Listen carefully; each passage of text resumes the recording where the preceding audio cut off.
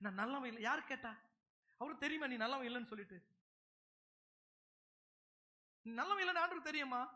நீ ஒண்ணு நீ என்ன பண்ண தேவையில்ல, நீ போஸ்ட் வச்சு ஓட தேவையில்ல. நான் நல்லவன் இல்லை ஆண்டவரே, நான் பாவி ஆண்டவரே, நான் துரோகி ஆண்டவரே, நான் மண்ணு ஆண்டவரே, நான் புழு ஆண்டவரே.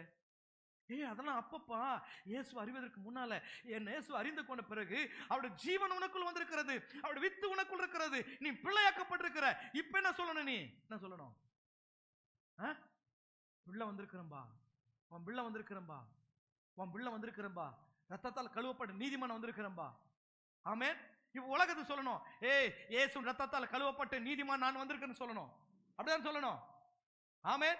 நான் சொல்றேன், உங்களுக்கு விரோதமான பிரச்சனையை பார்த்து, போராட்டத்தை பார்த்து இப்படி பேசுங்க.